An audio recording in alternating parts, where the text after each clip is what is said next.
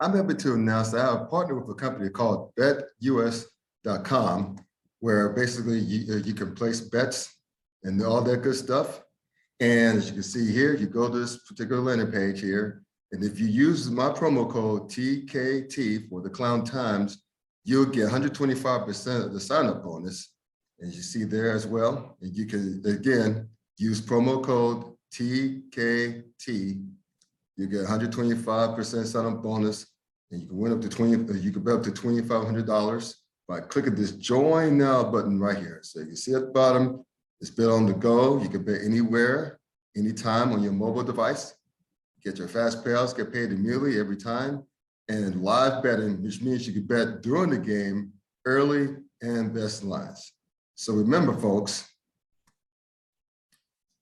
go to betus.com where the game begins.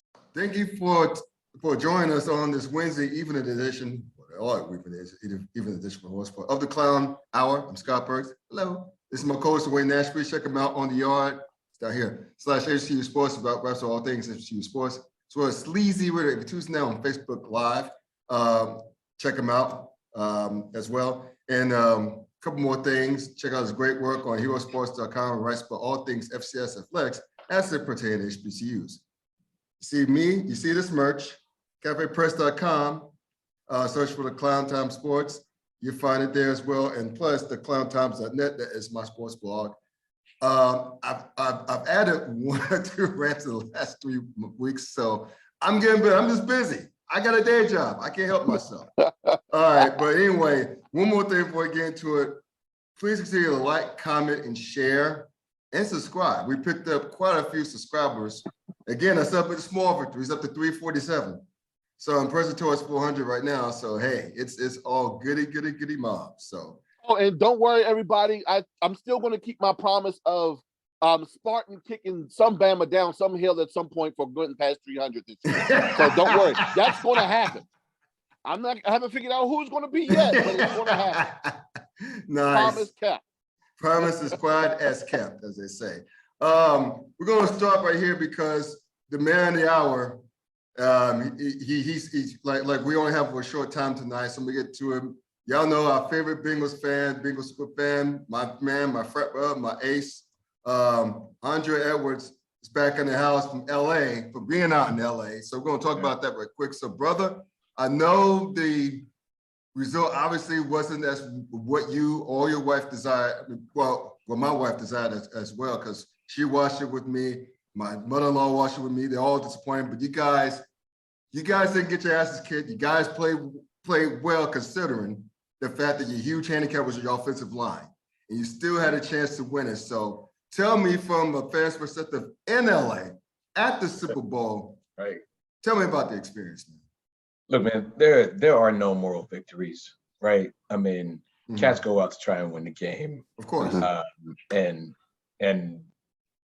as fans, we went out to go watch them try and win that game. So it's not like, oh, great job, guys, you tried. And no, so there's none of that, right? But there is an appreciation for the journey, right? If it's only about the destination, then you'll end up being disappointed more often than not.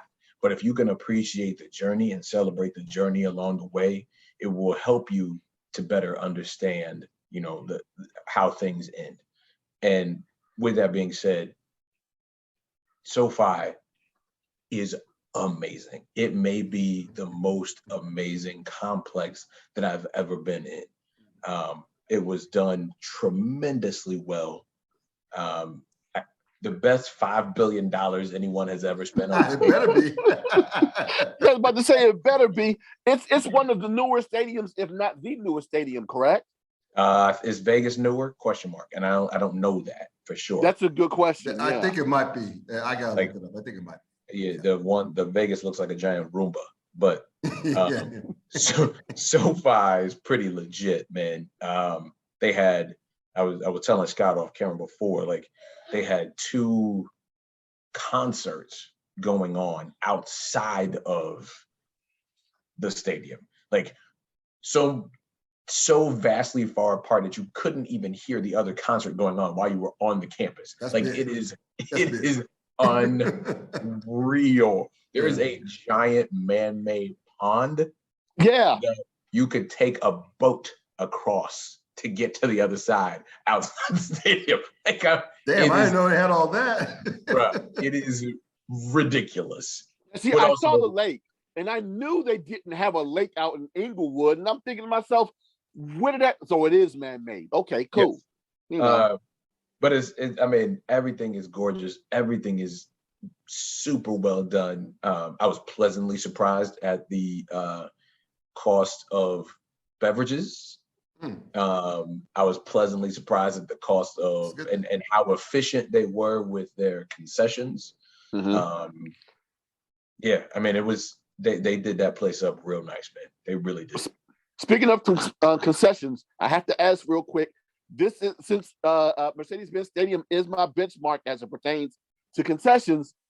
Were you capable of having all you can drink, and you're capable of walking up and getting your own drink?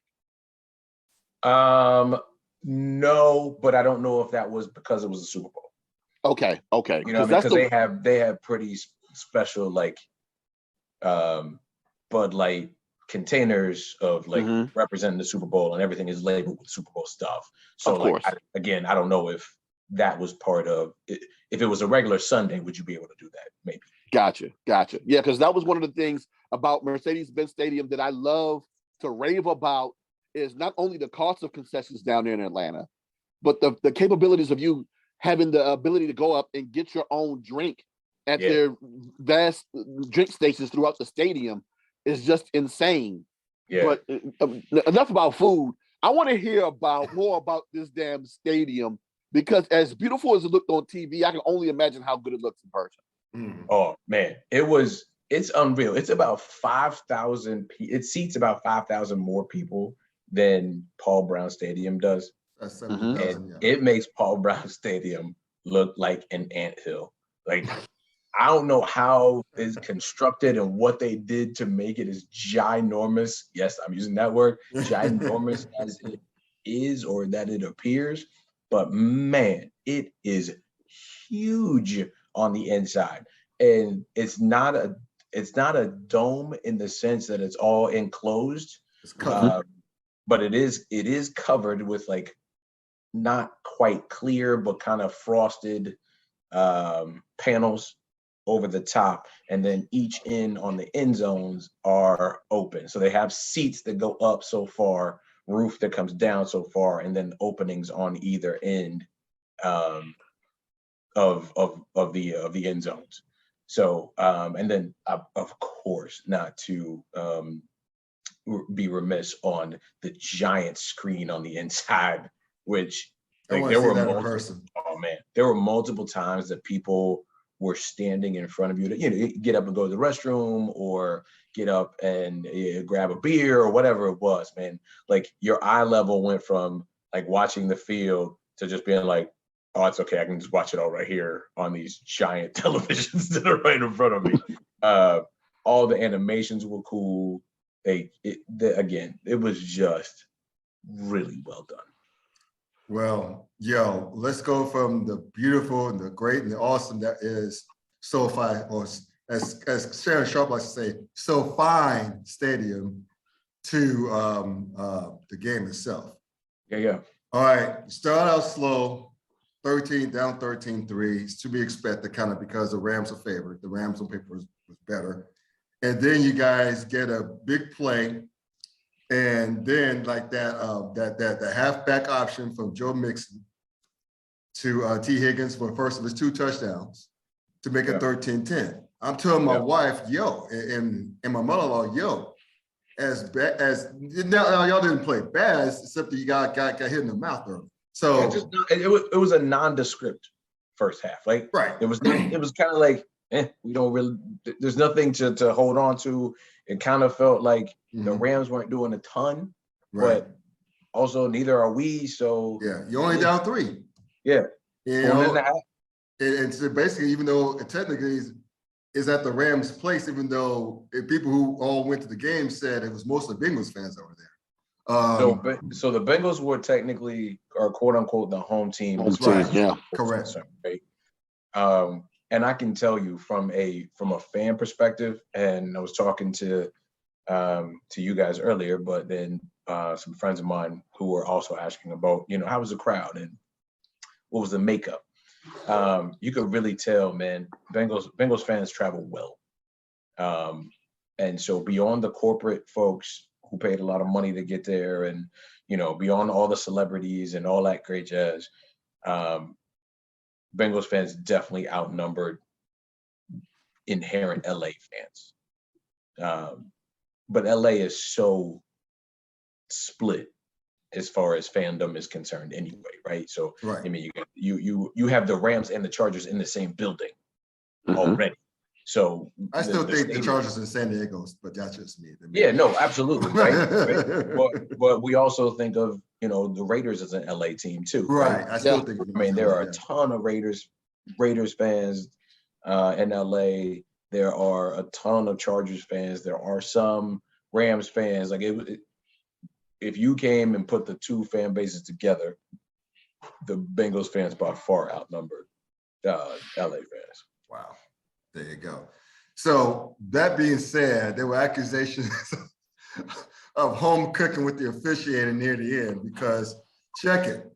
They barely called any penalties in the first half. My God. And they barely, hey, when your boy Higgins won that jump ball against Jalen Ramsey, he shoved him to the side, took his face mask and maybe it was incidental or not, just flung his ass and cut the ball and just checked it in. So Jim was like, what the?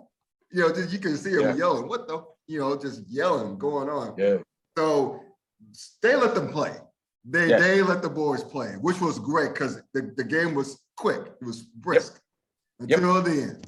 Until I'd say as the Steelers fan, that was a phantom ass holding call. He just that the young man Logan Wilson made a great play on a fast as hell Cooper Cup. Yep. And I guess the referee was probably thinking, "Ain't no way in the hell that linebacker could keep up with him." I don't know, but I think he had it predetermined. I think he had it predetermined in his head that if there's any contact whatsoever on this Cooper Cup move, I'm doing it. And that was on the third down. Yeah, that would have been fourth down. That would have been fourth down. Yeah. And that would have been a ball game. That's what I tell everybody. Like you never know what could have happened on fourth down, but I just wanted the opportunity to see you got one more play, game's on the line, 4th and goal from the 8. Actually, I think that's the exact same yard line that the Raiders were on when we played them in the first week of the playoffs. Yeah. So I would have loved to have seen just 4th and 8 for all the marbles. Let's go. Let's figure it out. Let's see what happens.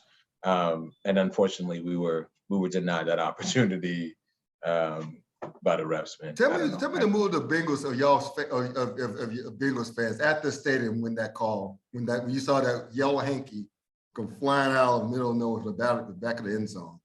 It went so the move went from elation of batted ball and thinking it's 4th down, one more play, to immediately being like, you have got to be kidding me. Yeah.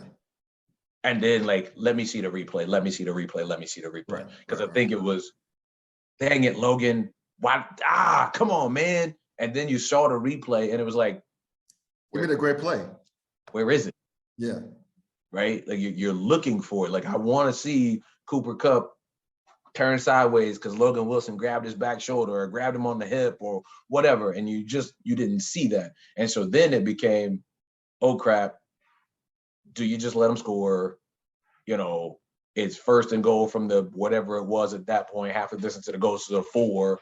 So it just changed the whole vibe. It went from one play, boys, and all we need is one play, to, oh crap, it's 1st down and we gotta, get through 4 more plays all over again because they were down 4, so you knew they were going for a touchdown. Right. Which is unfortunate. But I will say this though. I think the game was lost. Well, 2 things. A, Aaron Donald happened, right? He blew up. You guys, like after the first big play in the first half, right quick, Jamar Chase, that big play. And then on 3rd down, That was a good play, by the way, on Jalen Ramsey again. But on third down, guess who came flying to the line on 3rd and goal? Aaron Donald forced a field goal. And then you go to the second half. That's when the Rams realized that Zach Taylor, your coach, which got a deserved extension. He deserved that extension he signed today.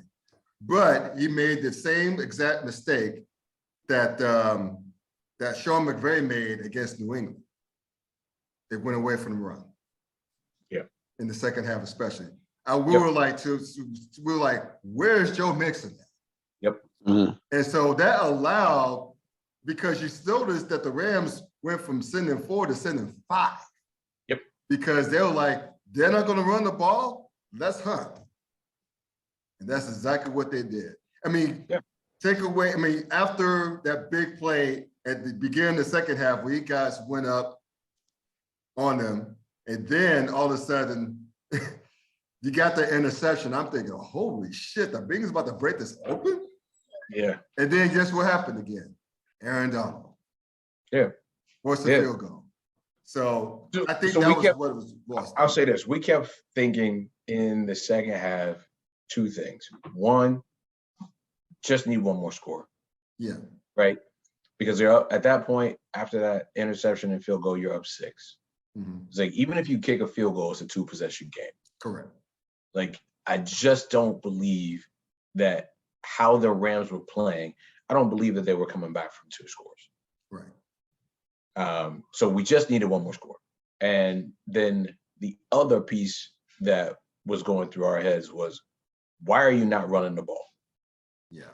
Like, because the adjustment, I think they allowed 7 sacks.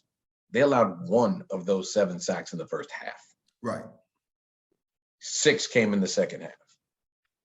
And if you go back and watch the possession right after Joe Burrow got all twisted up and hurt his knee, and they went back to running the ball, I think the very first run was a Joe Mixon, and it was like 12 yards. Yes.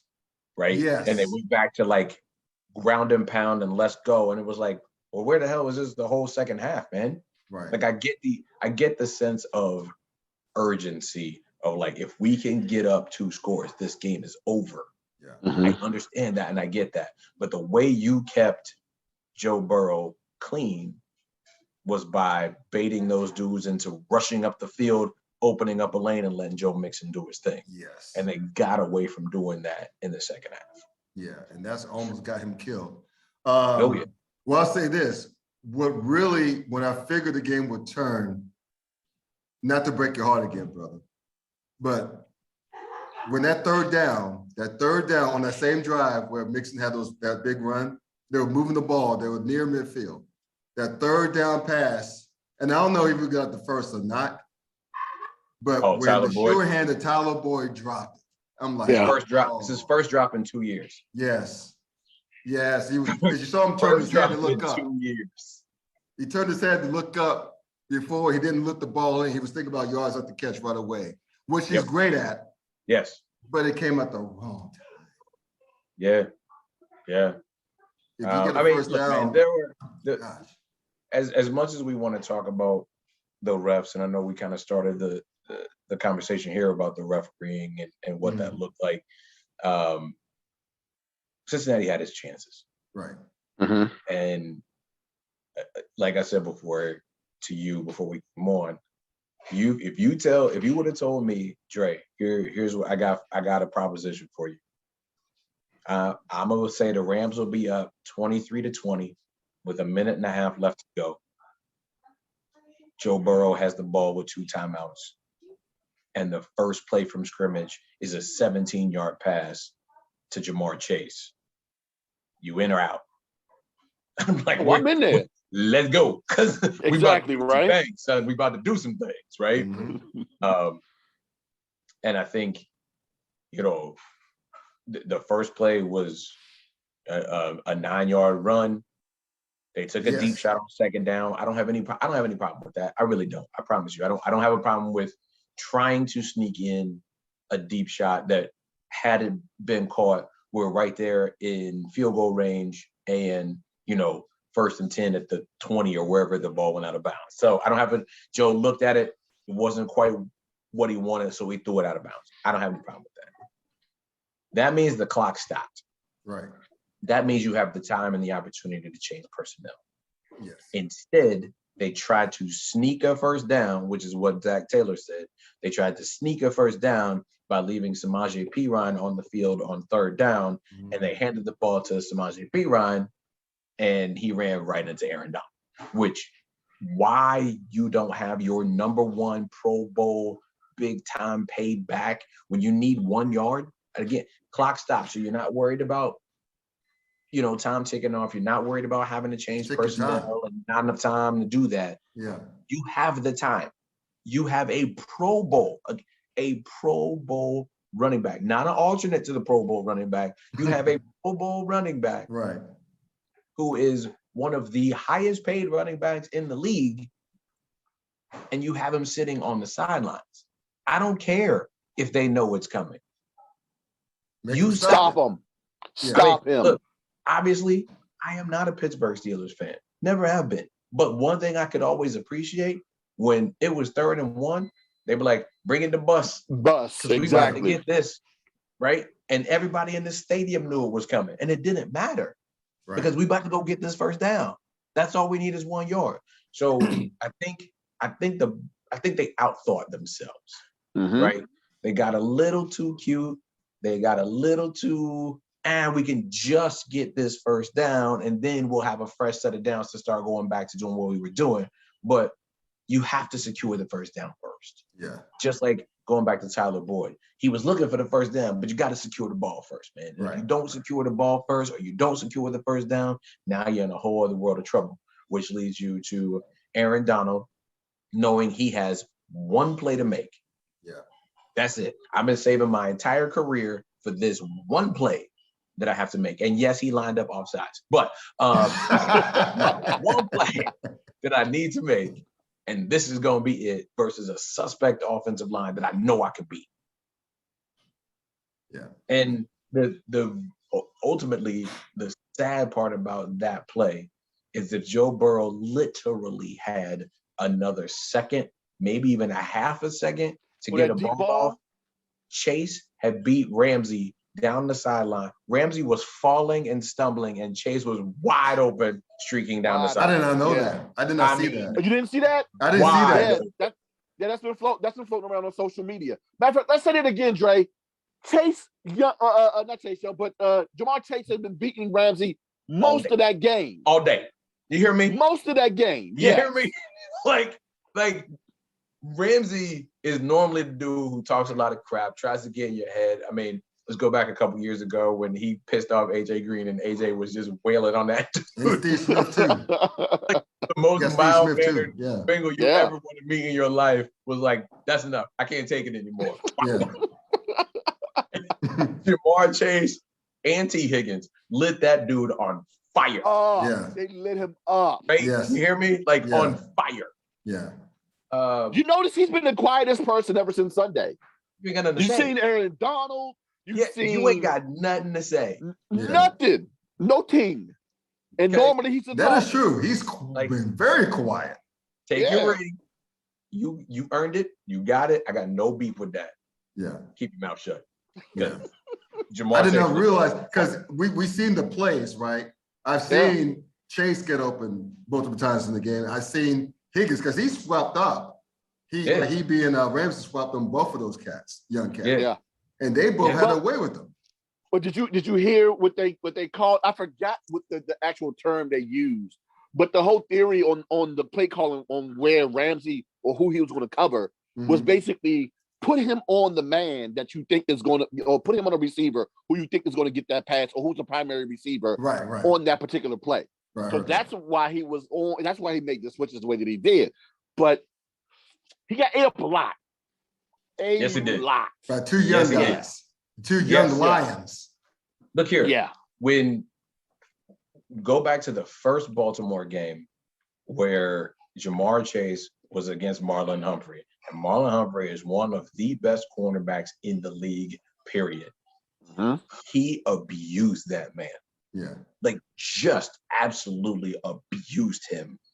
And part of it is because he's supremely talented. But the other part of it is like he doesn't care. Like Marlon Humphrey, I'm glad you've had a great NFL career. That means nothing to me. Yeah. Because I'm here to establish my right. I'm not scared of you. I'm not intimidated by you. I'm just as good as you are, if not better. So let's go. Yeah. And I feel he had that same mentality versus Jalen Ramsey. It wasn't like, oh my God, it's Jalen Ramsey. What am I gonna do? None of those guys were off. Beat this cat up. Let's go. No, none of them were on off. They ate. They hunted and ate, and they didn't eat as much as shit because Burrow was under pressure. Yes. So he wasn't allowed to, because Cincinnati, we don't know, it's a big play football team. They love the big play. They got two guys, and Tyler Boyd in the slot, and Joe Mixon come out the backfield. They're a big play squad. Yes. The Rams took it away from them because of the pressure up front. Yes. But that's because they stopped running the football. Exactly. That part. Right? They went into a mode of being able to pin their ears back and just rush. I don't have to worry about respecting the run. I don't have to worry about respecting the screen or, the draw play or any of that type of stuff. It can literally just go get the quarterback, go get the quarterback, go get the quarterback. And we know the offensive line isn't built for that. Right. So I'll say this to close the segment. I know you're going to run. It's an interesting segue. You guys are a team to watch next season. Vegas loves the hell of you guys. You guys it's almost like we're going back to the 80s. Everyone's in love with y'all. They got you up there with Buffalo and Kansas City now in the AFC. Yeah. If not all the NFL. You guys arguably the three best teams in the NFL going to next season. So I'll say this. I think your offseason plan should be one of two things. You got a boatload of cash under the cap for free agency. Correct.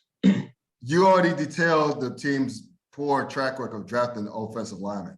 I'm like, use that money to pay for a whole new offensive line or damn near close to it. And also save some of that money for Jesse Bates. Yes. Because you guys got the money for it. Or if you want to go to draft part, you can. But either way, the offensive line has to be fixed, and Jesse Bates needs to eat. Yeah. So I think number one priority was handled today. They re-signed Zach Taylor. You don't want a lame duck coach, right? So he's re-signed. It's probably the easiest contract of all to figure out and get done. And it's pre-free agency, so you just do what you got to do. Boom, get that back. They are talking to Jesse Bates, as they should. If it has to come down to it, they'll franchise tag him, but I believe they will absolutely come up with a long-term deal that'll be beneficial to the team and beneficial to the player. That they're not going to let Jesse Bates get away. And then, my focus then turns to the offensive line, and it has to be at least one interior lineman and that's if they can re-sign Quentin Spain. So, you add him back, hopefully, and then you add another interior lineman, whether it's a center or a guard. I talked to Riley Reef. Hey, you played pretty well for us this past year. You got hurt the last 3 or 4 games. I understand that. But if you're healthy and ready to come back, we'd love to have you. And then, another veteran to then, compete with Jackson Carman and Akeem Adeniji and, Deontay Smith and all the cats that they drafted last year, can compete for whatever. And then I would look at pick 31.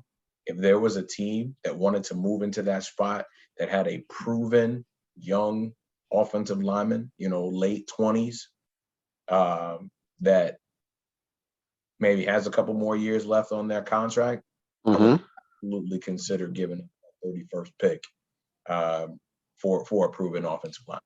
And that's how I would attack the offseason. They have plenty of other things to fill. A bunch of defensive tackles. Larry Ogunjobi and BJ Hill are both free agents. Oh, wow. Eli Apple. See you later. And that's fine, but you still got to have a body, right? Correct. Even if you say you have to go, you still need another cornerback because that leaves you with Chidobe Awuzie and Mike Hilton as really 2 of you're going to need 4, 5, 6 of those dudes. Right. So, Right. you know, and then I think Joseph Oshai, who was a 3rd-round draft pick last year out of Texas, will be back from a defensive end perspective, which will hopefully help. So I mean, you have some holes to fill. You have some positions of need, but ultimately it comes down to protect the franchise. And if you can protect the franchise, I think you have a great opportunity to be back in the mix. Nothing is promised. Nothing is a given. It can't be fix the offensive line and expect to go back to the Super Bowl. Right. That's just not the way the NFL works, and that's why that's why it's as fun as it is, right? As you never know. Yeah, because you never know. I mean, hell, the Bengals went 6-25-1 the previous 2 years combined and played in the Super Bowl on Sunday. That's just insane. So, you know, you never know what's going to happen, but to give yourself the best opportunity and the best odds of being back in the position that you would like to be in, everybody knows. Fix the offensive line, protect the franchise, and then let's see where we go. Well, Dre, the only question I have about the O-line is, do you expect them to, and or do you want them to make a big splash in terms of a free agency signing on that O-line? In terms of, hey, we need that guy. It doesn't matter how much we spend on that guy. We need that guy. We need to go get that guy. So I think you don't want to overspend on that guy because unfortunately for them, they have probably 4 of the 5 spots that they could look to upgrade and or sign somebody, right? So you don't want to spend so much on, hypothetically speaking, a right tackle and then don't have any money for center and a guard. Right? Gotcha. So one of the guys who covers the Bengals here, his name is Paul Dehner Jr. And he always, his mantra is always no donkeys. So you don't want, like, you don't need a bunch of all pros across the line, right? You don't need 2 all pros and 3 dudes who aren't any good. You want 5 average at the worst dudes. Now, if you get a Pro Bowler that's in there, that's great. But minimum is average. Right. And then that's the whole no donkeys mantra. Like, I can't have 4 dudes who are doing everything right and 1 dude who is, you know, the revolving door. Like, you just can't have it. So if you can find 5 dudes who can come in, gel, play well together, I don't think you need to do like Kansas City did and pay Joe Thuney $80 million to come in and play. But you can do like Baltimore did, and they signed a dude who was a former Bengal, Kevin Zeitler, for like $6 or $7 million a year. Yeah. And he is, you know, if you like PFF, if you don't, that's fine. But, you know, PFF ratings in the 60s, 70s, right? Versus, I think, our right guard in the Super Bowl was in the 20s. Yeah. Right. So you jump from the 20s to 50s, 60s, 70s, and you do that across the board. Now we can talk. Yeah. So let me get y'all on this question.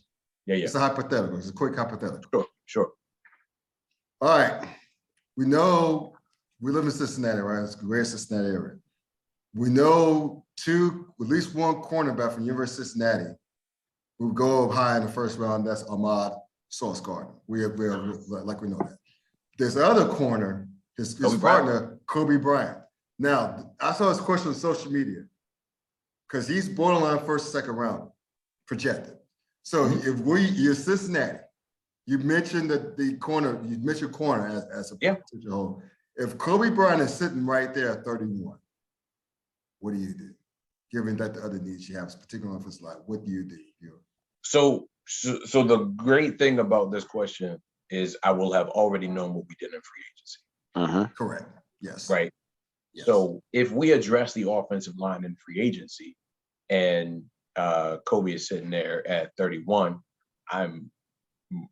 would more than welcome him because he feels like, to me, a dude who plays in the league for 10 to 12 years, maybe not an all pro, maybe makes a Pro Bowl or two in his career, but just a really solid, really good cornerback for 10 to 12 years in the league. Okay. And I would be perfectly fine with having him on board, developing him, letting him learn from Chidobe, letting him learn from Mike Hilton. Cool. I got no problem with that. Hypothetically speaking, let's say we didn't address the offensive line as sufficiently or efficiently as we would have liked, and there's a Kobe Bryant and a, from an evaluation standpoint, an equivalent level offensive lineman there. I'm taking the offensive lineman. Yeah, gotcha. So. Cool. All right, brother. Well, appreciate the time. I know you got to go, but thank you for sharing your knowledge. And again, sorry about your Bengals, but I'm glad you went to LA. Not many people get to go to the Super Bowl and see it. So, Fred, good for you. Glad you made it back in one piece. And we'll holler at you later, man. All right, boys. Yeah. And hey, don't let them Bammers out there get on you for celebrating this season. That's right. Hey, the Bills, the Vikings, the Jaguars, the Texans, those are all the Lions. Hell, those are all franchises right now that are wishing they could at least make it to the Super Bowl. Yeah. And you even got Lions fans celebrating the fact that the Rams won. So yeah, go ahead and celebrate, because I know one thing. I'd be happy right now too if my team would have made the Super Bowl and at least lost. Well, at least if they would have made the Super Bowl, I would have been happy too. So yeah. Right. Appreciate you, brother. All right, take care. No doubt. All right, boys. All right. Peace. Welcome back. Thanks to my man, my frat brother, once again, Andre Edwards, just giving us a Bengals fans perspective on the game. He was at SoFi Stadium in Inglewood, California, outside LA. He got a bucket list item. Hey, went to the Super Bowl, exactly, right? Where his team was playing. Boom. That made it cool. I mean, I was happy to see a lot of Bengals fans make it to their stadium because, to his point, Bengals fans travel better than we thought because because bunch of traveled to Nashville 2 weeks ago to play the Titans, and you could tell a lot of Bengals fans there because it's only a 5-hour drive, not even a 5-hour drive from Cincinnati to Nashville. Yeah, all you gotta do is go to Louisville, and it's a straight shot south on 65. Okay, you're in Nashville again, like maybe 4.5, 5 hours tops. In Kansas City, they showed out in Kansas City. And Kansas City has a huge home field advantage, as we all know, right? But there was a big contingent of Bengals fans who made the trip. And you could also technically drive to Kansas City. It's like an 8 to 9 hour drive. So once again, you go, I'll look at that one on the web. But I think. But yeah, while you're doing that, I've done those drives before in my lifetime. And that's something most definitely I would say like drive out there on Friday and then come back on the Monday. Right. It's most definitely not a day trip, but doing an 8-hour drive, not in my old age anymore. Exactly. But most definitely, if it's my team and they're on the precipice of making the Super Bowl. Yeah. And I got the money to do it, I'm making that drive. Of course. Yeah. Of course. And by the way, it's a 9-hour drive. Yeah, that's not bad at all. Yeah, so basically, because when we drive from Cincinnati to go back to North Carolina to Kernersville, to see my mother, it's like a 6.5 to 7 hour drive. But when we were living in Raleigh, going back to Cincinnati, it was like we had to break up the trip. It's like an 8 because it's an hour and a half. It's about an hour and change from Greensboro, but an hour and a half from Kernersville, which is Salem. Yeah. So you're looking at least an 8-hour drive. Yeah. Great. So that's doable. And plus, one more thing, when we lived in DC, having to go from drive from DC to Cincinnati for holidays or whatever, we used to we break the trip up and stop in Wheeling, West Virginia, but going back from Cincinnati to DC was straight. We did it one day. That's like 9 hours easy.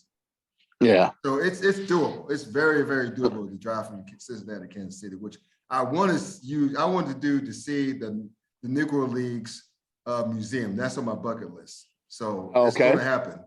It's going to happen. I don't know when, but it's going to happen. Before or after Cooperstown, I don't know, which is another item on my sports bucket list. But Anyway, enough about that. NBA. There was the NBA trade, blockbuster trade that happened after our podcast last week at the trade deadline. And with the trade that we talked about should happen, it did happen. It did happen. Yeah, you were so concerned that it wouldn't happen. Right. And lo and behold, it happened. Yes. To the point where I was in the car driving. I forgot where the hell I was driving to. But I was like, listen to NBA radio. As I do every year for the trade deadline. I'm like, I remember going, they did it. I said, remember, they did it. So basically, Brooklyn to the Brooklyn Nets in a rare trade between division rivals. That's how bad this play is won out. The Nets, yeah, that's how you know it's bad is you made a deal with your division rival, which is the best deal. Brooklyn got Ben Simmons, Seth Curry, Andre Drummond, 2022 first round pick, and a 2027 first round pick, which is protected, top pick protected, for James Harden and Paul Millsap. That's it. That's it. Yeah, right? So Brooklyn, I think in the long term, would be better for it because they got two of the first rounders that they gave up to get Harden from Houston, right? Yeah. And even though in the NBA, really, draft picks really aren't, it's not like the NFL, which is currency. True. The NBA, it's all about star power, right? So it's like players move around a lot. You got a lot of player movement and whatnot. So it's just crazy. It's like, who cares about draft picks? I mean, exactly. that's the Boston Celtics. You're hoping, you're basically hoping that these guys that you draft turn out to be viable for your organization. Because if not, chances are, if you're not in a desirable spot, they're gone after their first contract. So you're absolutely correct. And chances are, it's what, maybe 8 to 10 cities that these guys really want to play in. Right. And every place else is, okay, I'll take the contract and take the money. But yeah, if it's not LA, if it's not New York, if it's not Miami, okay, maybe Philly, maybe Boston or Phoenix now. More because they're winning. Than Boston. Yeah, more or less Brooklyn than Boston now because that's right. The Northeast in the wintertime. Shit. Yeah. And a lot of times kids might not want to go there either. So you're hoping that whoever you draft, that the team that you build around them or alongside them is good enough to make them want to stay long enough. Yeah, right. And so, which is why, like teams like the Charlotte Hornets are on the clock because they start going with LaMelo Ball. So you're on the clock. What are you going to do about Miles Bridges? What are you going to do about these other good young players? You got to show LaMelo Ball that you're willing to build, you're willing to contend. You got Terry Rozier, you got Hayward, the Hayward kid. So he's not a kid anymore, but still. But yeah, to your point, draft picks and potential isn't currency. Talent is. Thank you. Proven talent is. Yes. And if it's a guy that's not proven, what is he? Yeah, and I was going to say earlier, ask the Boston Celtics and Danny Ainge how valuable draft picks are. They hoarded all those draft picks from them fleecing Brooklyn for past his prime Kevin Garnett and Paul Pierce. And what have they done with it other than get to the Eastern Conference, set games of the Eastern Conference Finals against the Cleveland Cavaliers? Yeah.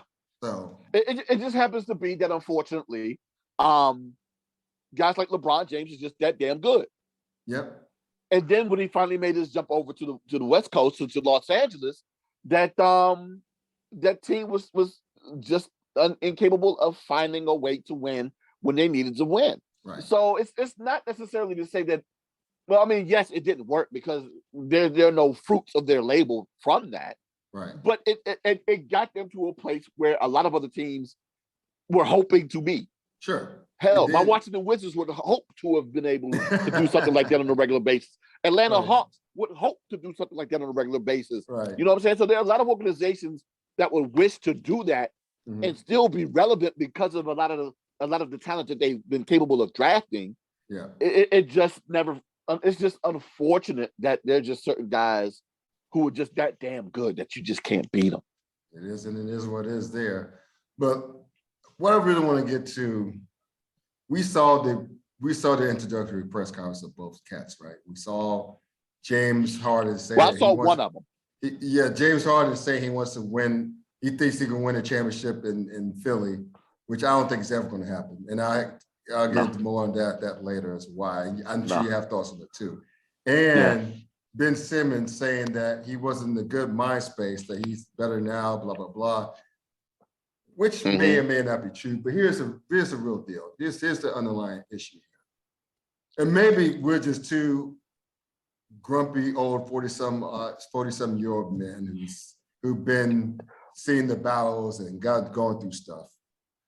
And seeing all these, to quote an older person, whippersnappers, going through it and how they choose to go through it. To me, there's something to be said about going through adversity and persevering through adversity. I mean, we see it in all sport. I mean, we see what's going on in the NFL with Kyler Murray bitching about being made to be the scapegoat. Bro, you're the #1 overall pick and you're a quarterback. This shit happens at the highest level. The quarterbacks get the most credit and the most blame. Yeah. And the best one, the great ones take it in stride. They don't bitch about it. They don't scrub all references of the current team off of Instagram for whatever fucking reason. That's childish. Okay. Very. And you don't also back when we were taught not to quit, obviously, by our dads, parents, whoever. So if you're James Harden, and I guess I get one out of Houston because Houston didn't do what they needed to do around him. They had a bunch of tomato cans around him. And he's like, I'm not going to win anything here. But I still don't like how I went about it. I don't like the fact that he got fat and out of shape and quit. Yeah. I did not like that about him. He could have demanded a trade and have more dignity about himself. And then he gets to Brooklyn. Yeah, sure, Kyrie Irving's an idiot. He didn't sacrifice like the other two guys sacrificed, got the vaccine. We know that he's an idiot. And I think that Kyrie's going to be up out of there too at the end of the year. Probably. I think Brooklyn's going to be like, enough of this shit. You're going. Okay. So, and taking time off on his own and not telling anybody. But when Kevin Durant's injured, okay, he can't help that. But if you're that guy, if you're James Harden, if you're the superstar, a superstar in the league, you should take that on as a challenge. This is a place where you want to be. You should. The superstar is hurt. Your big dog is hurt. He's coming back. And you're going to mean to tell me a team with James Harden and don't even mention Kyrie Irving for a minute. Just Harden and Kevin Durant. You don't think that there are other teams that a bunch of teams in the Eastern Conference are better than those two when they're both right? Yeah. Really? I mean, I agree with you. Aside from Milwaukee, maybe Miami. That's why I said maybe. That's why I said maybe Miami. But really, even Milwaukee. Well, that's debatable. But the point is, you see my point. The East is so wide open. No one in the East, outside of maybe those two squads, could see a healthy Brooklyn Nets team with James Harden and Kevin Durant. I'm sorry. No. The only team that beats that team is them. Right. And that was the reason why I was so hesitant, or not hesitant, but so critical of that loss when everyone kept saying that James Harden, he wasn't 100%. I'm like, okay, we've seen James Harden 100% and still lose in situations like that. Right. I need to see him win in a situation like that to prove me wrong, to let me know that him as a player, he's capable of winning. And all we've seen him do more crying and whining and getting out of situations more than we've seen him win. Now, to your point with Houston, he got surrounded by tomato cans, but you know why? Because he chased Chris Paul out of Houston. Yes, he did. You know what I'm saying? He chased Chris Paul, and then so of course it's disheartening that he cried himself out of Houston to go to Brooklyn, but he gets to Brooklyn and now he's not happy in Brooklyn. But those were the guys he wanted to play with. That's right. They were there before he got there. Yep, that's right. And again, I get him being frustrated with Kyrie Irving not sacrificing, getting the vaccine, and only playing half the year. I get that. You didn't know that before you got there? I know you should have known that about Kyrie. He's been an enigmatic guy anyway, a mercurial guy anyway. But even Kevin Durant knew that. He was willing to play with them. So yeah. And he never cried about, complaining about when he took on Milwaukee 1-5 in the Game 7 of the Eastern Conference semifinals last year. He didn't cry about it. So that's why I say it's disappointing to see a superstar and a grown-ass man at that quit when it's going got tough. I mean, that's why I said that, I won't go as far as Rob Parker did on The Odd Couple and called him a fraud, but I would say that he's pretty damn disappointed. Harden is very damn disappointed. I mean, to me, if you want to be that guy, if you think you're that guy, and the team like Brooklyn, when your superstar is out injured, he's coming back. Yeah. You do the damn thing. If you do the damn thing by yourself with Kyrie's like wishy-washy ass on the side and KD getting back from injury, Joe Harris, the sharpshooter, out for the year with ankle injury. I mean, come on. It's not like the couple was very sad. Patty Mills. Yeah. But then anyway, so he cried his way out of Brooklyn. He's in Philly, and they're not winning the title. I mean, if he thinks this is bad, if Joel Embiid, he's playing at all high level, right? But exactly, you made the expression. I mean, about Joel Embiid's health. So I suppose he gets hurt in his customary time. What are you going to do then? You're going to try and run Doc Rivers out of town and get back Mike D'Antoni as your coach again? I mean, seriously, it's been bandied about. I mean, what are you going to do? The pressures are all on this cat now. It's like if he cries his way through whatever in Philly, I ain't got no time. I really don't. My thing is, who else is going to want to play with them after this, right? Right. But to your point, we've really seen him in Houston. So he was at the point where in Houston, where we saw the pressure all on him, and he's not that guy anymore. He's not the same guy that we saw in Houston. He's older. He's of course been hampered with injuries since that time period. Right. And he's more of a malcontent. And you add those three combinations together, you're getting this James Harden.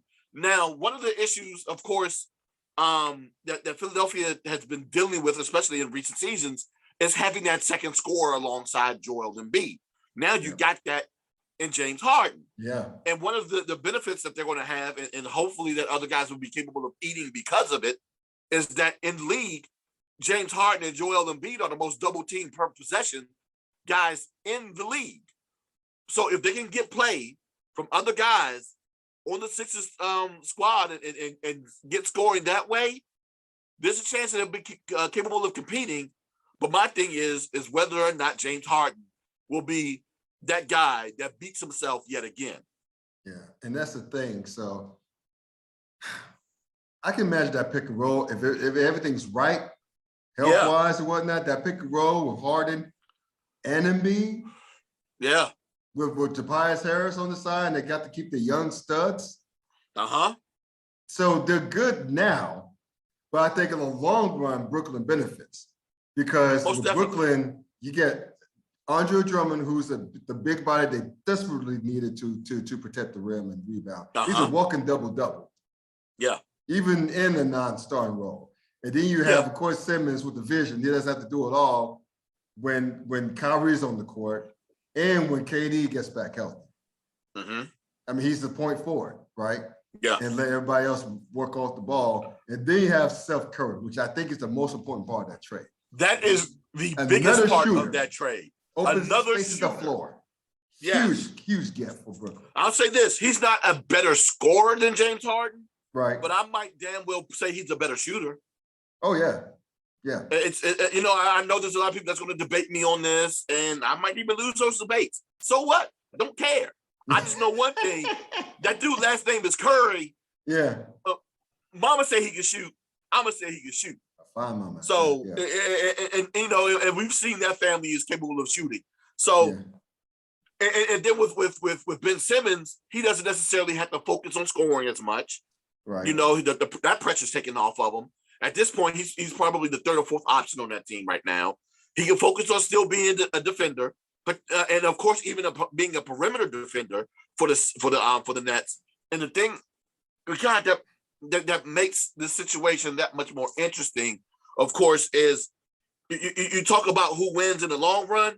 Yeah. I'll say less pressure is on the Brooklyn Nets because of the fact that a lot of those guys on that team have won titles elsewhere. Right. Yes, they would love to win one in Brooklyn, but they don't have that. We got to do this because we've never done it before. Pressure like the guys on the Sixers have. Correct. And that's going to be interesting to see whether or not how they deal with it, especially as they get closer to playoff time. Right, and that's a good point. This NBA playoff is going to be great. And now, I think Brooklyn's going to go on a little run. I don't know when KD's coming back. I think he's out for another 2 weeks, and it's not even the All-Star break yet. So, and they played over. It's more. This season's more than halfway over. They played. I think most teams played them over 55 games. They're in 60 games already. Yeah, so, I mean, technically, All-Star break is here. It's this weekend. So we had it. Yeah. So. Even we mentioned like James Harden and KD, no one could see in the East could see them. I'd say with healthy KD and with Ben Simmons, Andre Drummond, whether it's a bench off the bench role or just being the cleanup man, rim protector, being a double guy that he's been his whole entire career in a non-strong role. With Blake Griffin back in the line, with Blake Griffin getting some love, Patty Mills and Steph Curry draining threes, both those cats. Yeah. The space, the floor opens up for Ben Simmons to create and KD to create and Kyrie to create whenever he's right mentally. Yeah. I still stand by the fact that no one in the East could see them. It's going to be interesting, right? Because maybe right Milwaukee, now, that's it. Maybe Milwaukee, that's it. Milwaukee with the addition of Serge Ibaka. Hopefully he becomes a rim protector for that team, who has been struggling with team blocks so far this season. So if he can come in and become that defender that they need, they'll go ahead and have the capabilities of beating that team. DeMar DeRozan has been playing out of his mind. Chicago's a big time surprise because of him. Yeah. And it's interesting because, of course, he wanted to go to LA and LA didn't want him. Shame on you, right? I know, right? Same thing, I think, with Brooklyn, that he wanted to go there too. It was either Brooklyn or no, he wanted to go to the Knicks, and the Knicks didn't want him. So he's a pleasant surprise there for the Bulls, and he's been doing this without Zach LaVine. So if they can get LaVine back and healthy with the way that DeMar has been looking right now, they can become dangerous as well. So like you said, this NBA playoffs seems as though it's going to be a very interesting one, especially with the West as tightly knit as it is right now. Yeah. And even though the East is a little bit more spaced out, you start talking about that top half of the East, it's going to be a battle to see who ends up being the Eastern Conference representative in the NBA Finals. And that's going to be fun because the East is wide open. Yeah. It's so damn wide open. The West is top heavy as hell. Between three squads, Phoenix, Golden State, and Memphis. But the East, they got a bunch of damn good teams, not great teams, but damn good teams. Yeah. It's a lot of surprises in Chicago and Cleveland, especially. But Cleveland. But you think Brooklyn would like to have Jared Allen back and Karis LeVert back? But that's why I said that was one of the dumbest things that team could have done, because they had a lot of young developing talent that they could have had play along KD that probably would have taken a lot of that pressure off them, with them not having to trade for Kyrie and not having to trade for James Harden. Right. So, but they don't get Ben Simmons in that situation, and they probably don't get a lot of the guys that's currently on their roster. So yes, it would be great to have those younger players. But if they don't win, they currently have. Mm-hmm. So yeah, backtrack to what I said earlier. No, there's still a little bit of pressure on Brooklyn because if they don't win what they currently have, it's still the would have, could have, should have what they had with the young talent before they got rid of them. Right. Well said. So on that note, let's close this show out with some HBCU love. So we talked last week about Johnson. I almost called him Johnson C. Smith. Jackson State scheduling drama, out of conference scheduling drama with Tennessee State making everybody and mama at Tennessee State mad at them. I mean, the damn school president damn near cussed them out in a letter. Yeah. And so I don't know if the people at Jackson State felt the pressure and just gave in, capitulated to Tennessee State and the fans for backing out of that game. But the game is still on. Southern Heritage Class is still on, thankfully. Yes. And of course, SWAC fans everywhere, not outside of Jackson State, fan base, had a ball with it. On Facebook, Twitter. I love the SWAC fans. They're so petty. It's just great. But give me your thoughts on that right quick as to why they went back and put Tennessee State, because you're close to this. We all know you're close to this stuff, but why did they get Tennessee State back on the schedule after they faced all that backlash? Two words: contractually obligated. There you go. And then, of course, the contract that your monk ass just signed just 3 years ago. Dude, you just renewed the contract in 2019. And now, because of this situation that the SWAC Classic that the conference has agreed upon, and I find it interesting, of course, a lot of the fans wanted to blame Deion Sanders. I'm not going to be one of those people to blame Coach Prime for that. It's a situation. Whoever's responsible for the scheduling, and I know the coaches do have something to do with it. So I'm not going to completely have them skate off scot-free because of this. Sure. Because of course the coaches do have responsibility for this, right? I just found it interesting that we can't play this game because contractually it's so bad for us, and we have this new obligation with the SWAC Classic and the conference that we have to play this game, blah, blah, blah, whatever. My thought was, and still is, and has been proven correct, do this against a conference opponent, you're going to have to play them anyway. Right. You can play that SWAC Classic at any time. Right. Why does it have to be that week? Yeah. No, you just wanted out of that game. Yeah. Because you felt as though you weren't making any money from it. And I can't remember whether or not I talked about how much they lost because of that deal. Well, not lost, but they basically earned $6.3 million over 29 years of playing in that class. Not a lot of money. Right. And I completely understand why they would have wanted out of that contract, because they weren't winning. But you can't renew that deal without thinking that through. You're telling me that Deion Sanders is the smart person in this situation? Because everybody else within that front office there at Jackson State, with the exception of the coaching staff, was there in 2019. Yeah. So you can't tell me that he was the guy that said, you know what, financially we can't do it. Because if he was, then most definitely he's the guy to blame. Right. And I'll go ahead and recant my statement earlier, saying that I'm not going to give him any blame, because maybe you can. Because again, like I said, me talking this through out loud, I'm starting to realize that, hey, he's the only difference maker there.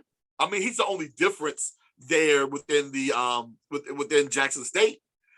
Now, I don't even want to harp on that, but yeah, again, they're contractually obligated. They have to play this game.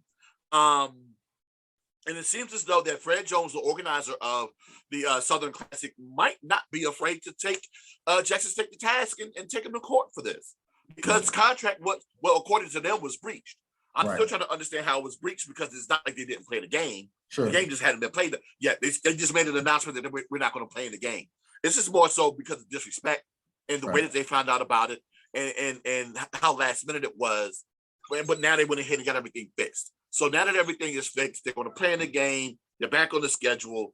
I'm just intrigued to see exactly, how everything is going to be handled from here on out, whether or not it's going to be any legal ramifications. Because the way that they're making it seem as though is that this is going to be the last time that the game is played. And I'm guessing that's probably why that they're going to go ahead and go the legal route, because of the fact that the contract has been breached.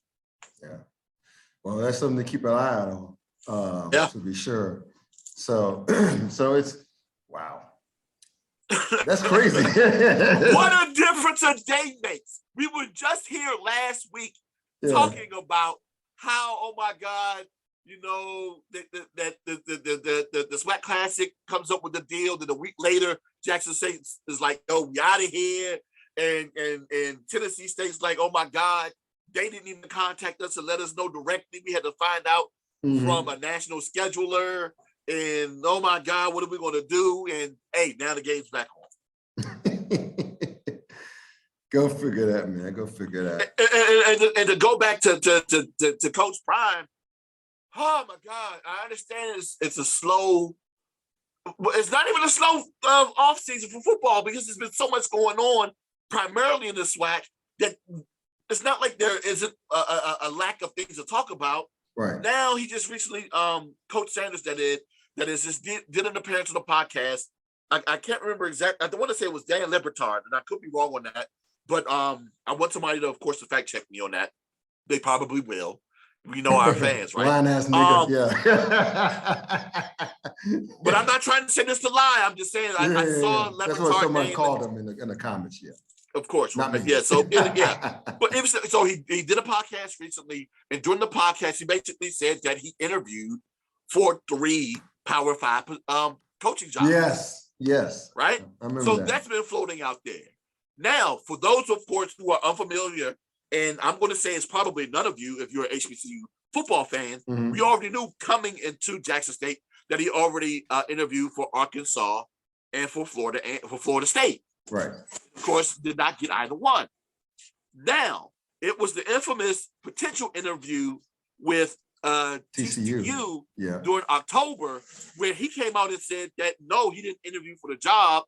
Yes, there are a lot of people who were considering me for positions, including Jackson State. And yes, I was fighting for my life. So how could I be interviewing for a job? But yet he comes out during this interview and says that he basically interviewed for 3 Power 5 positions. And in one of those interviews, they basically asked him, when can he start? Follow that up by saying that, he told him that he was ready, but they decided to go back into another direction.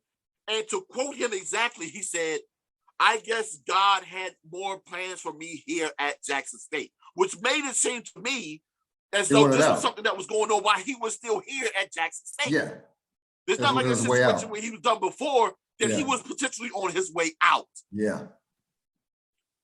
So, yes, now I'm starting to believe, along with the fact that during one of his press conferences around the time of the SWAC championship game, there was a reporter there that had never been during any of the SWAC weekly press conferences from the Dallas region. And what school is in Dallas? TCU. TCU. Yep. Which leads me to believe now, with that guy showing up in that comment, that he had interviewed for the TCU job, even though he said he didn't. Yeah. Yeah. But again, that's for those who want something to talk about. My thing is, with any coach on any level, unless it's a great situation, and I've said it before and I'll say it again, there are no more Eddie Robinsons. There are no more Jake Winkers. There aren't any more Buddy Pughs. Guys that stayed with teams longer than 10, 15 years. Yeah. You're lucky if you get 4. The money is too great. Yeah. Exactly, right? And if you're lucky, you might get 4 or 5 years. You might get through your first contract if you're good enough. Yeah. And they want you around long enough. So if you can get through your first contract, hooray, you've done something. Yes. That's why I'm telling people, I'm not surprised if anybody leaves to go anywhere. We're already looking at Tyrone Wheatley potentially leaving Morgan State to go to Denver to be the running backs coach. I think it's a done deal. I think it's a done deal. There you go. It's right. a done deal. Yeah. I just heard that he was being heavily considered for that position, and there you go. He's already out the door. Yeah. And I'm just slightly disappointed because I was rooting for him because of his passion for the players there in Baltimore. But I understand, right. The amount of money they was getting paid at Morgan State versus what he's going to get paid at Denver. It's stupid. I don't blame stupid him amount of money. Yeah, exactly. Exactly, right? I get it. But yeah, it's the nature of collegiate sports anywhere that no one's guaranteed to stay anywhere long periods of time. And for anyone to hope that anyone's going to stay anywhere for a long period of time nowadays, I'm sorry, you're foolish. Yeah, you are, because it's an anomaly for that to happen now. So everyone's like looking at their watches, waiting for Deion to leave, and I'm like, why? It's going to happen. It's going to happen. It's almost like you're pushing them out the door now. Right. And I'm like, okay, if that's what you want, fine. But just understand that a lot of the attention that we're getting with HBCU athletics, primarily with HBCU football, we're getting because of him. Yeah. Like it or not. And I'm one of those guys that originally did not like it, but I understand it now. And I'm dealing with it. So it is what it is. So understand that he's brought all of this attention. He's getting all these clicks on various websites. The thing is, though, and now we've gotten things like the HBCU Combine that happened a few weeks ago at Alabama Birmingham at UAB. Right. Yeah, UAB. Yeah. We got the HBCU Legacy Bowl, which is happening this week. It's going to be 3 p.m. Eastern on NFL Network.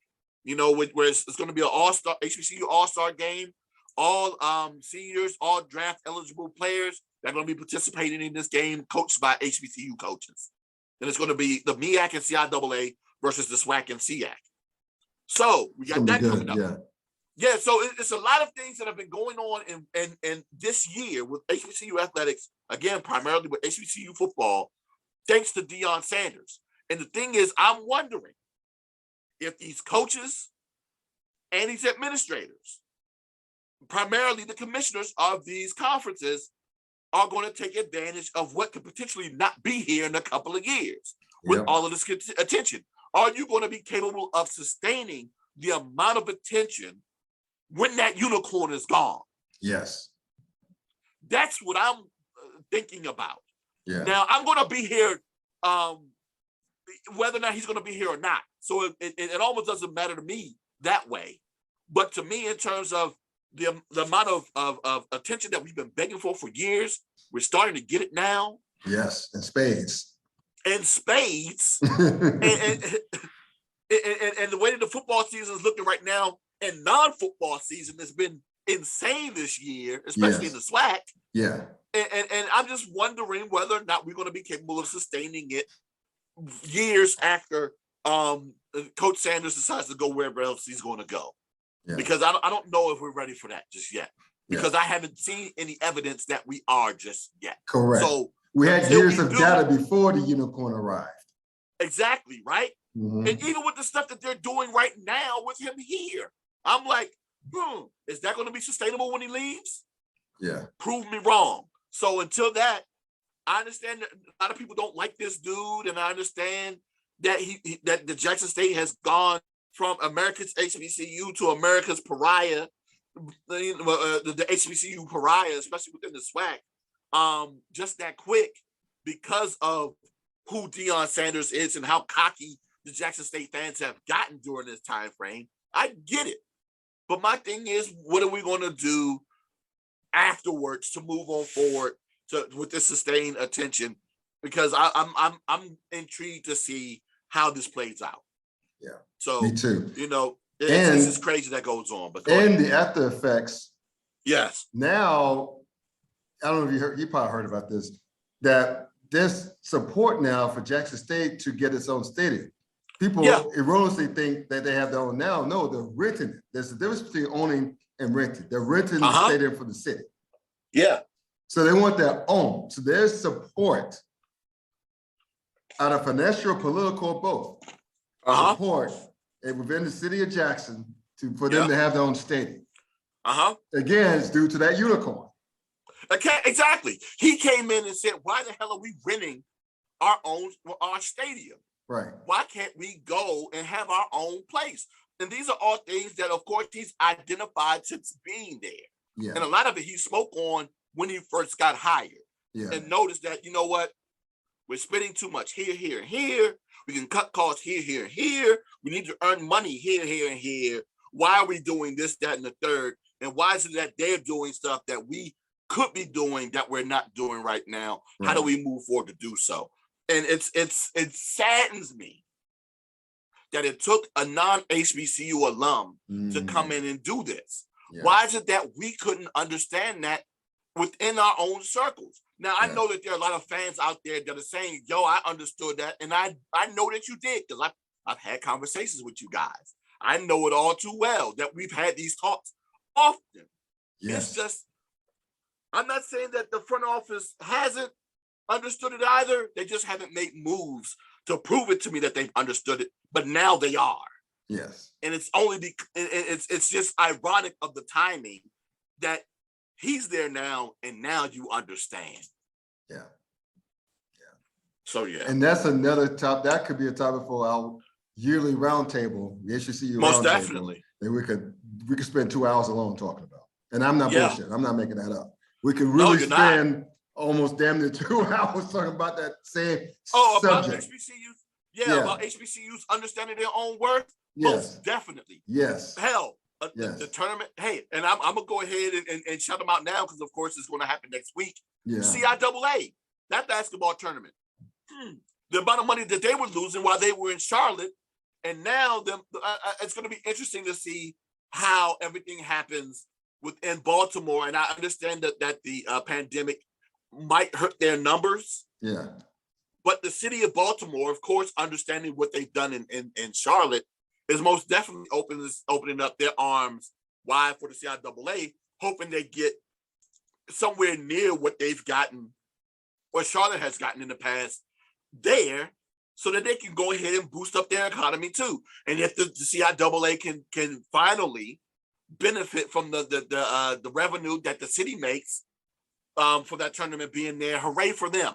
Yeah. But it's already to the point now where there's certain things, by having that tournament there in Royal Farms Arena, and yes, to the joke that I saw on social media, no, they don't serve Royal Farms chicken at Royal Farms Arena.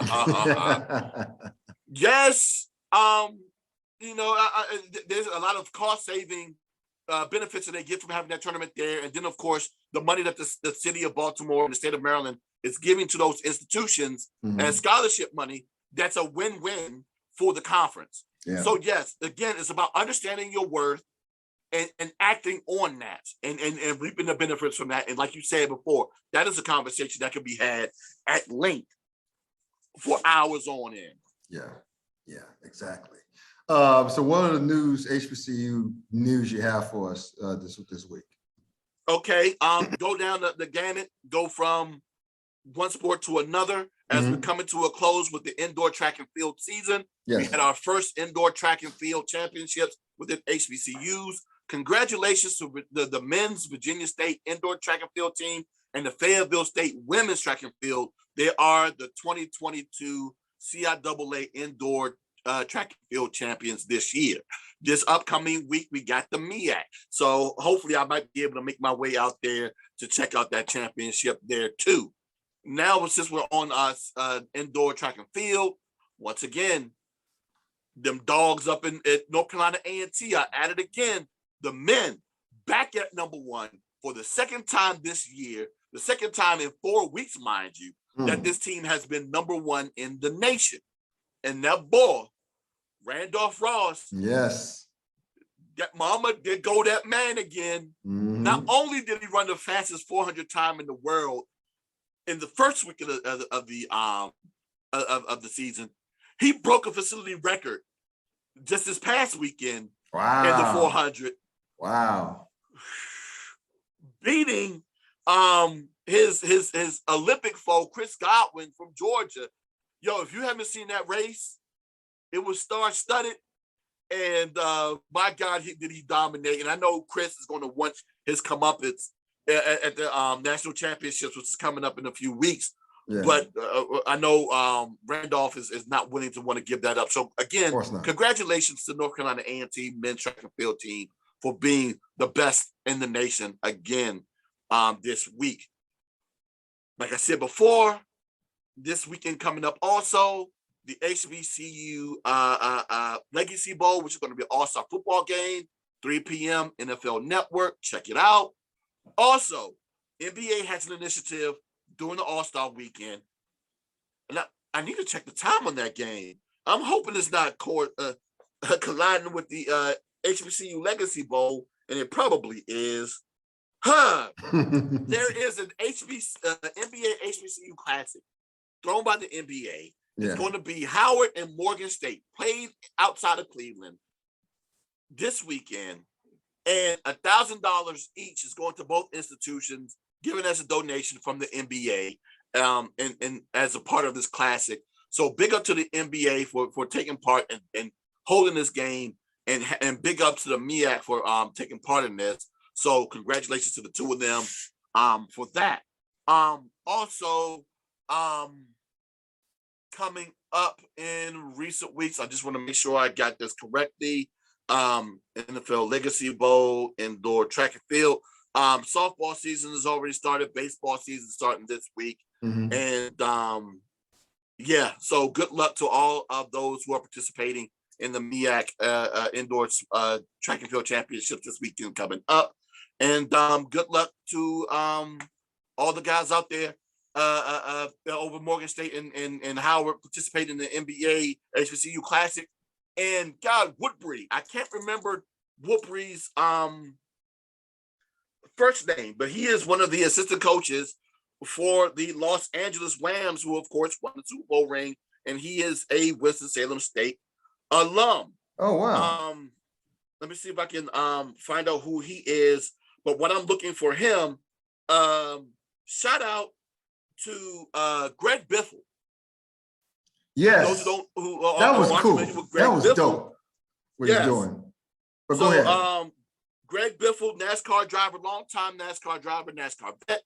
This weekend at Daytona 500, will be driving his infamous 44 car, which is painted with Grambling State University colors. How did that come about? God, I did not see exactly how that came about. But I just saw on I didn't see the exact details. I just saw on Grambling social media that he will be driving the car this week at Grambling for New York Racing Company. And so hopefully he qualifies and gets a chance to drive that car at Daytona. So yes, Torrey Woodbury. I knew that his name started with a T. Tony is currently a scout with the LA Rams. So yes, congratulations to him for winning a Super Bowl there with the LA Rams. Nice. Awesome. And by the way, not that beggars can be choosers, but I need the NBA in the future to up those donation totals to the participating institutions. Oh, most definitely. 1,000, okay, fine, but you're the NBA. Come on. Up most definitely, right? Bit. Up to at least 100,000, right? No, it is 100,000. Oh, I just said 1,000. I thought you said 1,000. I'm like, come on now. If it was a G, I probably would have been able to give it up out of my own pocket. But no, it's 100,000. It's 100,000. Okay. Well, that's a little better. Yeah. I prefer $1 million, but whatever. Beggars can't be choosers again. But anyway. Exactly, right? And to my point, and I'm wondering whether or not this is 2 p.m. Eastern or 2 p.m. Central, because if it's 2 p.m. Central, that means it's going to be 3 p.m. Eastern. But the HBCU NBA Classic, from what I just saw, looks like it's going to be at 2 p.m. I just didn't stop to see if it was going to be 2 p.m. Eastern or not, being that it's played in Cleveland. Yeah. Let's check it out here again. Can we get this? There you go. Click it. Yeah, 200,000. I was right. Yeah, it's 2 p.m. Eastern. So it starts, an hour before the NFL Legacy Bowl. So at least you get an hour in before you got to go ahead and make a decision to watch both at the same time. Cool. Gotcha. Yeah. Coolness. All right, let's call it, man. Thank you again. Thank you all for tuning into tonight's podcast. Thank you big thanks go out to my man, Andre Edwards. Yes. You know, he's all over Twitter doing his thing. I put his Twitter handle in the description so you can holler him all things Bengals. Anyway, giving us the insight from Bengals fans' point of view from the Super Bowl, Super Bowl 56 in SoFi Stadium, Inglewood, California.